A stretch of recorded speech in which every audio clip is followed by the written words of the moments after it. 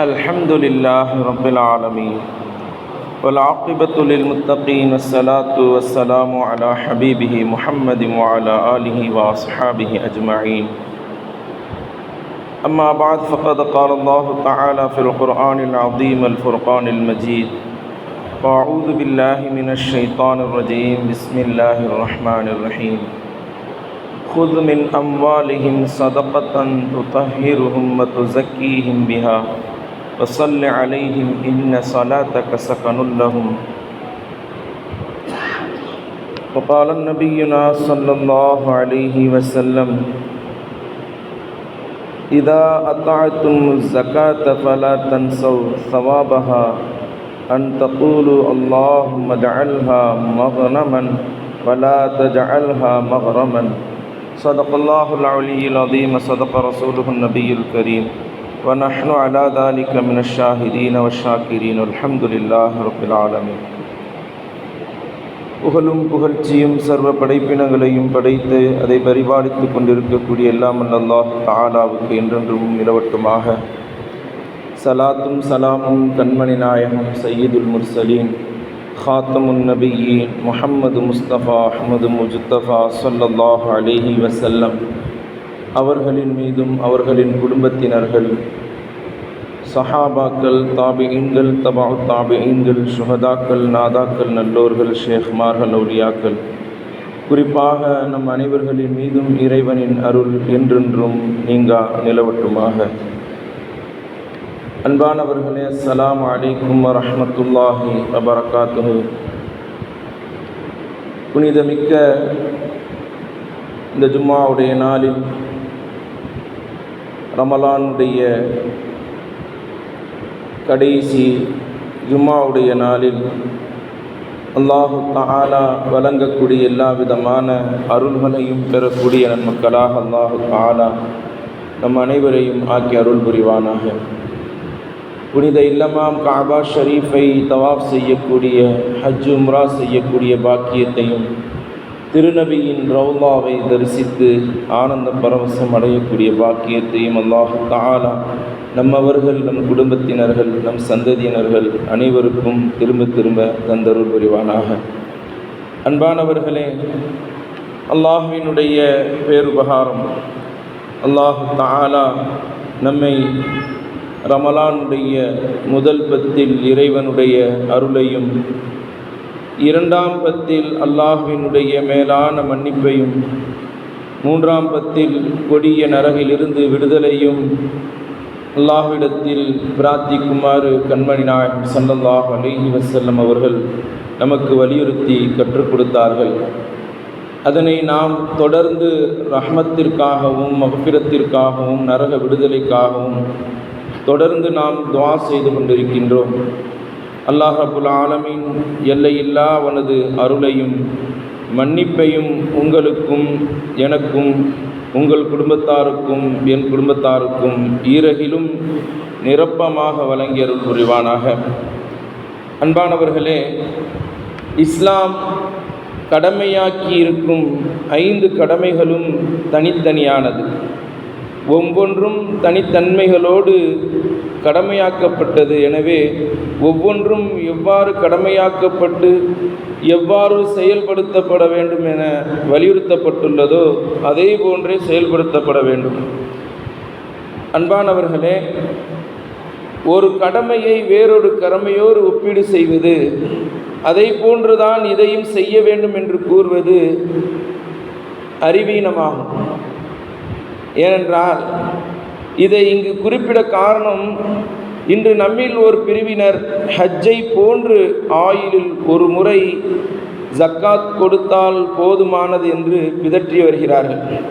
இது பிழையானதும் வழிகேடான ஒரு விஷயமாக இருந்து கொண்டிருக்கிறது, வழிகேடான கொள்கையுமாக இருக்கிறது. ஏனெனில் பெருமானார் ஸல்லல்லாஹு அலைஹி வஸல்லம் அவர்களின் காலம் தொட்டு அவர்களின் காலத்திற்கு பிறகு வாழ்ந்த பிந்தைய கலீஃபாக்களின் காலத்திலும் 1400 ஆண்டு காலம் மேலாக செயல்படுத்தி வருகின்ற ஒரு நடைமுறையை இல்லை என்று துணிந்து சொல்ல வேண்டுமானால் அது பிழையான நிலைப்பாடாகவும் வழிகேடான கொள்கையுமாகவே இருக்க வேண்டும். இது போன்ற நஜீஸான வழிகேடான கொள்கையிலிருந்து அல்லாஹ் தஆலா நம் அனைவரையும் பாதுகாத்தருள் புரிவானாக. இன்று உலகத்தில் இந்த உம்மத்தில் சிலர் எவ்வளவு வேண்டுமானாலும் நன்கொடை கேளுங்கள் கொடுக்கின்றேன், வீட்டுக்கு வாருங்கள், நன்கொடை தான தர்மம் எவ்வளவு வேண்டுமானாலும் கொடுக்கின்றேன், ஆனால் தொழுகைக்கு மட்டும் என்னை கூப்பிடாதீர்கள் என்று சொல்லக்கூடிய ஒரு கூட்டம் இருக்கிறது. எவ்வளோ வேணால் காசு கொடுக்குறேன், அல்லா நீ செல்வத்தை கொடுத்துருக்குறான், ஆனால் தொழுகைக்கு மட்டும் என்னை கூப்பிடாதீங்க என்று சொல்லக்கூடியவர்கள் இருக்கிறார்கள். சிலர் முதல் சப்பில் தொழுகின்றார்கள், எல்லா தொழுகைகளையும் நிறைவேற்றுகின்றார்கள், ஃபர்லு சுன்னத்துகளை நிறைவேற்றுகின்றார்கள். ஆனால் கணக்கு பார்த்து ஜக்காத்து கொடுக்க வேண்டும் என்று சொல்லும் பொழுது அவர்கள் தூரமாகி விடுகிறார்கள். ஒரு கூட்டத்தினர் தொழுகையை விட்டுட்டு ஜக்காத்தை கொடுக்குறாங்க, இன்னொரு கூட்டத்தினர் தொழுகையை நிறைவேற்றிவிட்டு ஜக்காத்தை விட்டு விடுகிறார்கள். இப்படி இரண்டு பிரிவினர்களாக சில மனிதர்கள் இருந்து கொண்டிருக்கிறார்கள். அன்பானவர்களே, நாம் விளங்க கடமைப்பட்டிருக்கின்றோம். இந்த இரண்டு வகையான சிந்தனை கொண்ட மனிதர்களும் ஒரு விஷயத்தை ஆழ் மனதில் இருத்தி கொள்ள வேண்டும். ஷரீஅத்தில் தொழுகையும் ஜக்காத்தும் பிரிக்க முடியாத வணக்கம். மார்க்கத்தில் தொழுகை என்பதும் ஜக்காத் என்பதும் பிரிக்கவே முடியாத வணக்கம். ஏனென்றால் திருக்குர்ஆனில் அல்லாஹ் தஆலா 27 இடங்களில் தொழுகையையும் ஜக்காத்தையும் இணைத்து சொல்லியிருக்கின்றான். அகீமுஸ் ஸலா வ ஆத்துஸ் ஸக்கா, தொழுகையை நிறைவேற்றுங்கள், ஜக்காத்தை கொடுங்கள் என்று அல்லாஹ் தஆலா ஒரு இடத்துல இல்லை, 27 இடங்களில் தொழுகையோடு இணைத்து தான் குறிப்பிட்டிருக்கின்றான். சுமார் 30 இடங்களில் ஜக்காத்தை வலியுறுத்தி தனித்தனியாக அல்லாஹு தஆலா சொல்லி இருக்கின்றான். ஜக்காத்தை மட்டும் தனித்தனியாக சூரத்து தௌபா என்ற ஒரு சூறாவில், அந்த சூறாவில் அதிகப்படியான ஆயத்துக்கள் ஜக்காத்து சம்பந்தமான ஆயத்துக்கள் தான். யாருக்கு ஜக்காத்து கொடுக்கணும், எப்படி கொடுக்கணும்,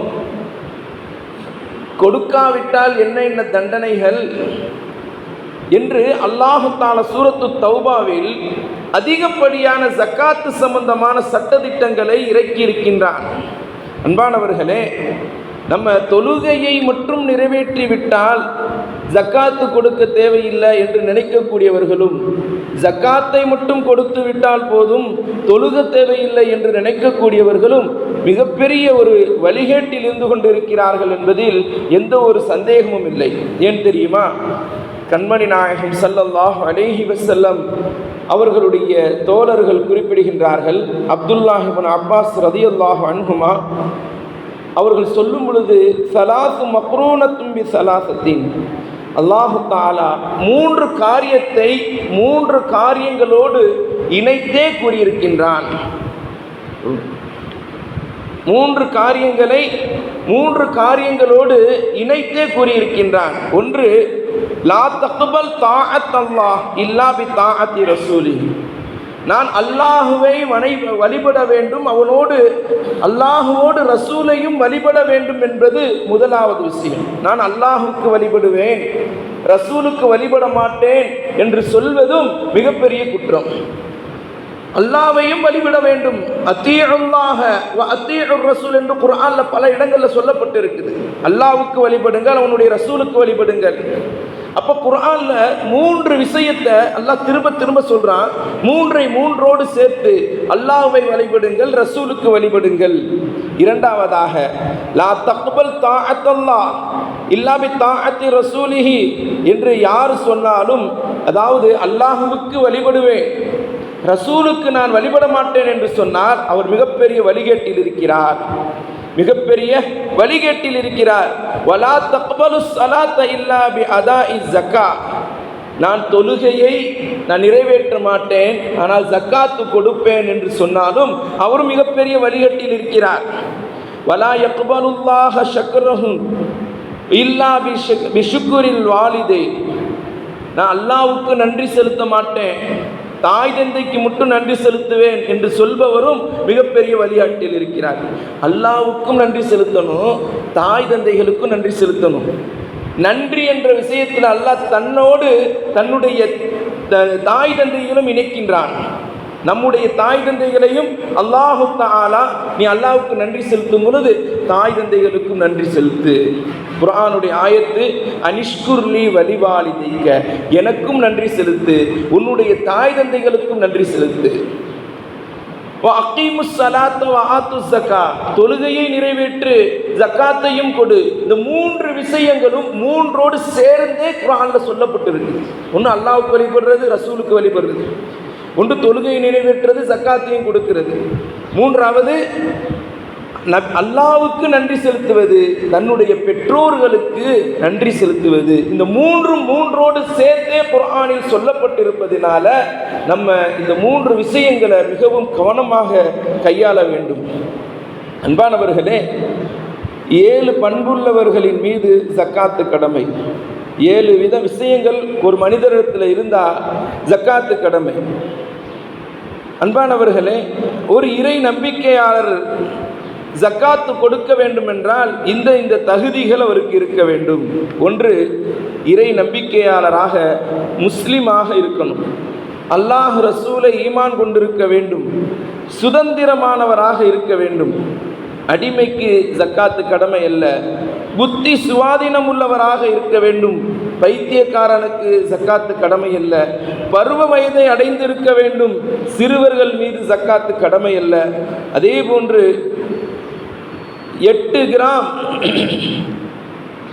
87.5 கிராம் 87.5 கிராம் தங்கம் ஒருவரிடத்தில் ஒரு வருட காலம் இருந்திருக்கணும். 87.5 கிராம் என்றால் கிட்டத்தட்ட 11 பவுனுக்கு நெருக்கத்தில் இருக்கக்கூடிய அந்த தங்கத்தினுடைய அளவு அல்லது அதைவிட அதிகமான அளவு தங்கம் ஒரு பெண்மணியிடத்திலேயோ அல்லது ஒரு ஆணிடத்திலேயோ அதனுடைய பணம் தங்கமாகவோ அல்லது பணமாகவோ அவரிடத்தில் ஒரு வருட காலம் இருந்திருக்க வேண்டும்.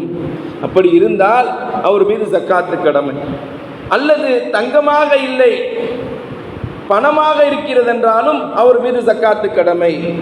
பணமாக இல்லை, வெள்ளியாக இருக்கிறது, அது 612 கிராம் வெள்ளியாக அவரிடத்தில் இருக்கிறது, ஒரு வருடத்தை அது கடந்திருக்கிறது என்றால் அது அவர் மீது ஜக்காத்து கடமையாகி விடுகிறது.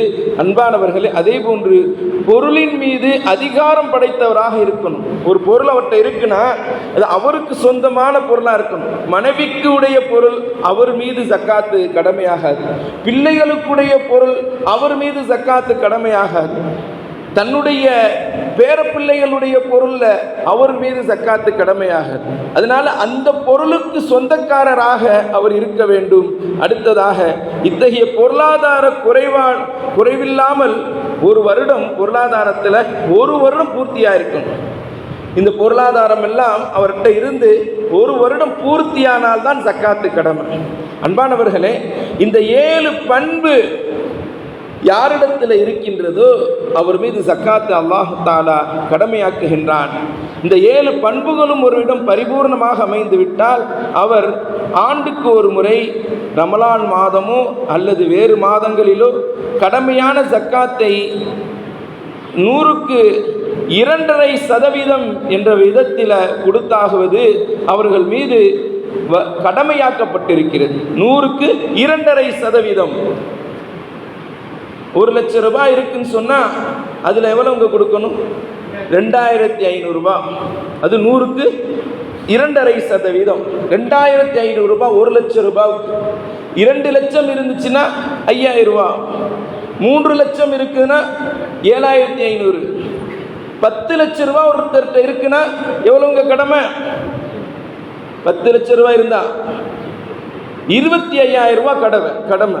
வெறும் 10 லட்சம் ரூபாய் இருப்பவருக்கு 25,000 ரூபாய் தான் அவருக்கு கடமையாக்கப்பட்டிருக்கு. அன்பானவர்களை 2.5% கொடுக்க முடியாவிட்டால் அல்லாஹ் கொடுத்த அந்த செல்வத்திற்கு அவர் மாறு செய்கின்றார். அல்லாஹ் எப்படி தொழுகையை விட்டால் தண்டிப்பானோ அதே போன்று ஜக்காத் கொடுக்காவிட்டாலும் அல்லாஹ் தஆலாவினுடைய தண்டனைக்குள்ளாக வேண்டிய ஒரு சூழ்நிலை உண்டாகும். அன்பானவர்களே, இப்போ ஜக்காத்து யாருக்கு கொடுக்கணும், ஜக்காத் யாருக்கு கொடுக்கணும் என்பதையும் குர்ஆன் குறிப்பிட்டிருக்கிறது. இன்னமஸ் ஸதகாத்து, ஜக்காத்தை கொடுக்க வேண்டியவர்கள் யார் யார் என்றால், ஜக்காத் யாருக்கு கொடுக்கப்பட வேண்டும் என்றால் லில் ஃபுகராஇ, வறியவர், ஏழைகள். ஏழைகளில் 2 வகைகள் இருக்கிறாங்க, ஃபுகரா, மசாக்கின். ஃபுகரா என்றால் அந்த வேலை சாப்பாட்டுக்கே வழி இல்லாதவர்கள், அந்த வேலை சாப்பாட்டுக்கே வழி இல்லாதவர்கள், ஒரு நாளுக்குடைய தேவைக்கு அவர்களுக்கு அதிகம் தேவையுடையவர்கள், உணவுக்கு தேவையுடையவர்கள், அவர்கள் ஃபக்கீர்கள். மிஸ்கின் சொன்னால் அவங்க எப்படிப்பட்டவர்கள் சொன்னால், அவர்கள்ட்ட வசதி இருக்கும், அவர்கள்ட்ட ஜக்காத்து கொடுக்கிற அளவுக்கு வசதி இருக்காது, அவர்கள்ட்ட உணவுக்கு வசதி இருக்கும், ஆனால் அவர்கள் தான தர்மம் கொடுப்பதற்கு அவருக்கு வழி இல்லாமல் இருக்கும். ஏழைகள், ஃபக்கீர்கள் வேறு, மிஸ்கீன்கள் வேறு. ஃபக்கீர்களையும் மிஸ்கீன்களையும் ஒன்றாக நம்ம பார்க்கக்கூடாது. ஒன்றுமில்லாதவர்கள், கையேந்தக்கூடியவர்கள் ஃபக்கீர்கள். ஒன்று கையேந்த மாட்டார்கள், அவரிடத்துல அல்லாஹ் செல்வத்தை கொடுத்துருப்பான், ஆனால் மற்றவங்களுக்கு உதவி செய்கிற அளவுக்கு இல்லாமல் இருக்கும், அவர்கள் மிஸ்கீன்கள். அப்படிப்பட்டவர்கள் இரண்டாவதாக அல்லாஹ் தஆலா சொல்லும் பொழுது வல் ஃபுகரா வல் மசாக்கீன், இன்னமஸ் ஸதகாத்து லில் ஃபுகராஇ வல் மசாக்கீன் வல் ஆமிலீன அலைஹா.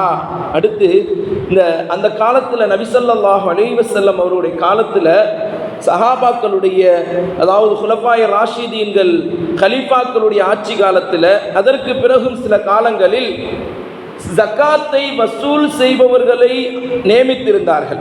ஜக்காத்தை வசூல் செய்கிறவங்க, ஜக்காத்து தான், வேற பொருள் இல்லை, ஜக்காத்தை வசூல் செய்கிறவங்களை நியமிச்சிருந்தாங்க. அந்த நியமிக்கப்பட்டவர்கள் அவர்களுக்கு ஜக்காத்து கொடுக்கலாம்.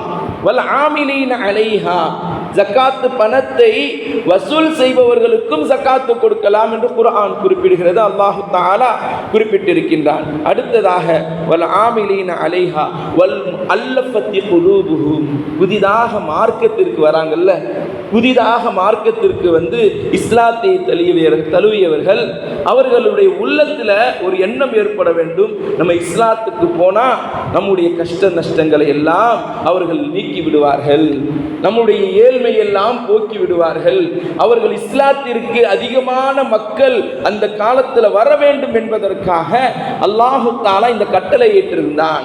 புதிதாக இஸ்லாத்து வர்றவங்களுக்கு ஜக்காத்து பணத்தை கொடுத்து உதவி செய்யுங்கள். அடுத்ததாக சொல்லப்படுகிறது அடிமைகளுக்கு ஜக்காத்தை கொடுப்பது. அடிமைகள், சில அடிமைகள் இருப்பாங்க, அந்த காலத்தில் இருந்தாங்க, இந்த காலத்தில் அடிமை என்பவர்கள் இல்லை.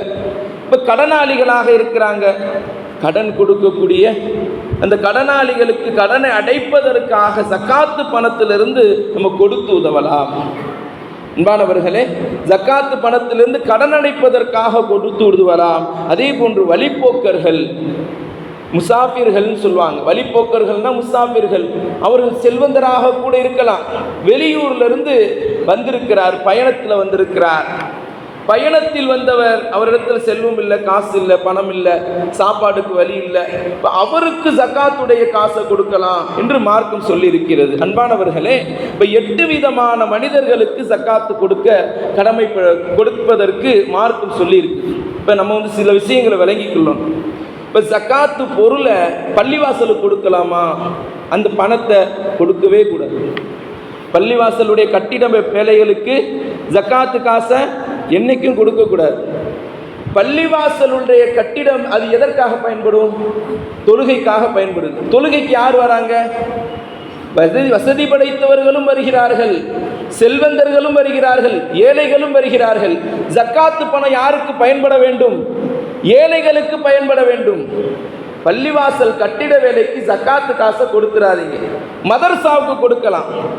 மதரசாவில் எத்தீம் பிள்ளைகள் மார்க்க கல்வியை கற்பதற்காக வருகிறார்கள். மார்க்க கல்வி கற்றுக் கொடுக்கக்கூடிய ஆசிரியர்கள் இருக்கிறார்கள். அதற்கு இல்மு கற்றுக் கொடுப்பதற்கு அந்த பணத்தை செலவழிக்கலாம். அன்பானவர்களே, மார்க்கம் வளர்ச்சி அடைவதற்கு ஜக்காத்துடைய காசை கொடுக்கலாம். பள்ளிவாசல் கட்டிட வேலைக்கு கொடுப்பது மார்க்கத்தில் தடை செய்யப்பட்டிருக்கிறது. அன்பானவர்களே, ரமலான் மாதத்தில் தான் ஜக்காத்து கொடுக்கணுமா? மற்ற மாதங்களில் ஏன் கொடுக்க கூடாதா? ரமலானில் கொடுத்தா 1க்கு 10, 10க்கு பல 100, பல கோடியை அல்லாஹ் தஆலா கொடுக்குறான். மற்ற மாதங்களில் கொடுத்தா அதனுடைய நன்மை என்பது வேறு. ஜக்காத்து ரமலானில் கொடுப்பதனுடைய நன்மை என்பது வேறு. ரமலானில் கொடுத்தா அதனுடைய பரக்கத்தே வேறு. ஏனெல்லாம் அல்லாஹ் தஆலா ரமலானில் ஒரு நஃபில் தொழுதா ஃபர்லுடைய அந்தஸ்தில் நன்மையை தருகிறான். ஒரு பர்லு தொழுதா 70 பர்லு தொழுத நன்மையை தருகிறான். 700 பர்லு தொழுத நன்மையை தருகிறான். அதனால ரமலானுடைய காலங்களில் ஒரு உம்ரா செஞ்சா ஹஜ்ஜுடைய நன்மை கிடைக்கின்றது. ஒரு உம்ரா செஞ்சா அப்ப ரமலானுடைய காலங்களில் செய்யக்கூடிய அமல்களுக்கு பல மடங்கு நன்மைகள் அதிகமாக இருப்பதனால ஜக்காத்தை ரமலான்ல கொடுப்பது சிறந்ததாக இருக்கிறது என்பதில் எந்த ஒரு சந்தேகமும் இல்லை. அன்பானவர்களே, அதே போன்று ஜக்காத்து கொடுப்பவர்களின் நோக்கம் தூய்மையானதாக இருக்கணும். ஏனெனில் ஜக்காத் என்பது ஒரு அமல். நாம் பணம் இருக்கிறது கொடுக்கிறேன் என்று ஜக்காத்து கடமை ஆதலால் கொடுக்கிறேன் என்ற எண்ணத்தை விட மார்க்கம் வலியுறுத்தியுள்ள அமலை அடிப்படையில் நான் நிறைவேற்றுகிறேன் என்ற அல்லாஹ்வின் பூரணமான ஏற்றுக்கொள்ள வேண்டும் என்ற மனநிலையில் ஜக்காத்தை நிறைவேற்ற வேண்டும். அல்லாஹ் இதை ஏற்றுக்கொள்ள வேண்டும், இதில் நமக்கு அபிவிருத்தியை தர வேண்டும் என்ற எண்ணத்தில் ஜக்காத்தை கொடுக்கணும். கண்மணி நாயகம் ஸல்லல்லாஹு அலைஹி வஸல்லம் அவர்கள் குறிப்பிட்டிருக்க ஒரு ஹதீஸ், நபி ஸல்லல்லாஹு அலைஹி வஸல்லம் அவங்க சொல்லியிருக்கிறாங்க, இதா அத்தைத்துமுஸ் ஸகாத்த ஃபலா தன்ஸவ் ஸவாபஹா, நீங்கள் ஜக்காத்தை கொடுக்கும் பொழுது நீங்கள் மறந்து விடாதீர்கள், இதன் மூலமாக அல்லாஹ் நமக்கு நன்மையை தருவான், இதன் மூலமாக நமக்கு அல்லாஹ்வினுடைய பொருத்தம் கிடைக்கும் என்பதை நீங்கள் மறந்து விடாதீர்கள்.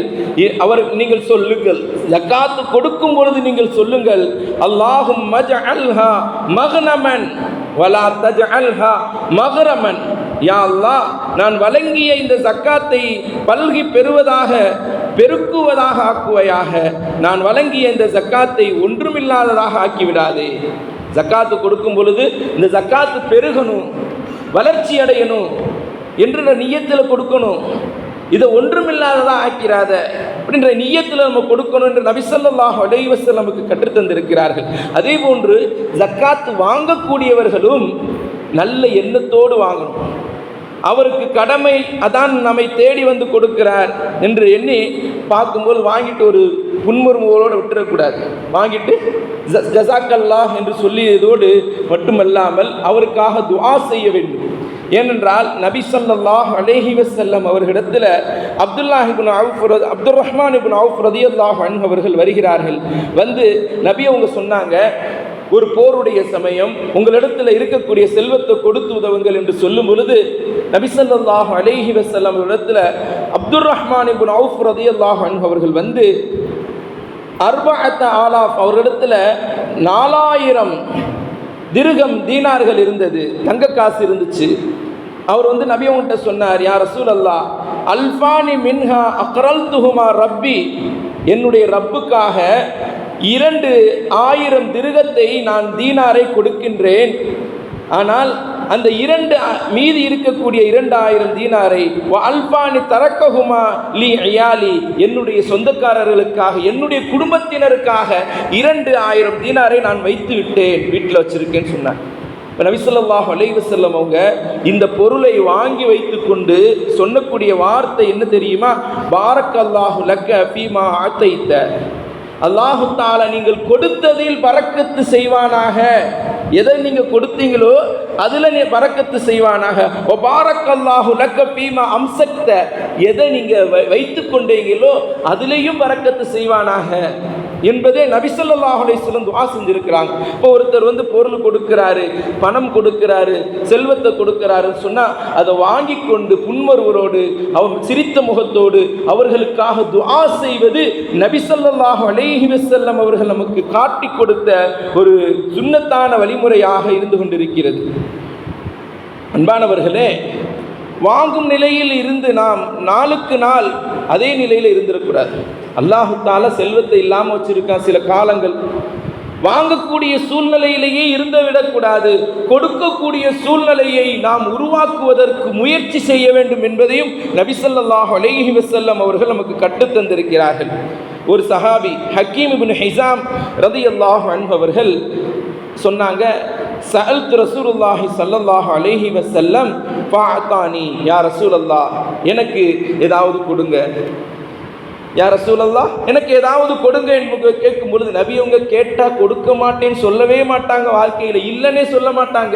கேட்ட உடனே நபி அவங்க கொடுத்துட்டாங்க, அள்ளி கொடுத்தாங்க. சும்ம சஅல்துஹு ஃபஅதானி, மறுபடியும் நபி அவங்க கேட்டார், யா ரசூலல்லாஹ் எனக்கு ஏதாவது கொடுங்க. நபி அவங்க மறுபடியும் அள்ளி கொடுத்தாங்க, செல்வத்தை கொடுத்தாங்க. சும்ம காலலி, அதற்கு பிறகு நபி ஸல்லல்லாஹு அலைஹி வஸல்லம் அவங்க என்கிட்ட சொன்னாங்க, யா ஹக்கீம் இன்ன ஹாதல் மாலு ஹதிருன் ஹுலுவுன், இந்த செல்வம் இருக்கிறதே பசுமையானது, இனிமையானது. ஃபமன் அஹதஹு பி ஸகாவத்தி நஃப்ஸின் பூரிக லஹு ஃபீஹி, யார் இந்த செல்வத்தை நல்ல எண்ணத்தோடு பரந்த மனப்பான்மையோடு இதை பெற்றுக்கொள்வாரோ எடுத்துக்கொள்வாரோ அதில் உனக்கு பரக்கத்து செய்யப்படும்.